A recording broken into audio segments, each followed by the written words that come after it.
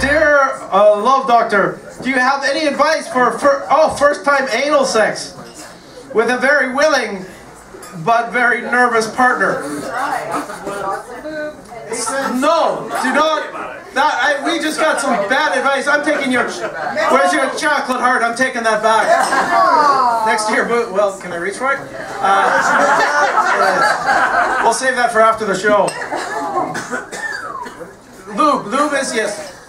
I'm going to, lube is very important. She's pointing out lube is very important, and that is true, but that's only one part. You want to make sure, if you are being with someone who's the first time that they are receiving anal sex, that they have an orgasm first.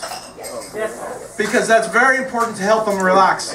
There's a couple tricks that they should know as well, is if they squeeze their knees together with their hands, pushing it together, that helps loosen themselves.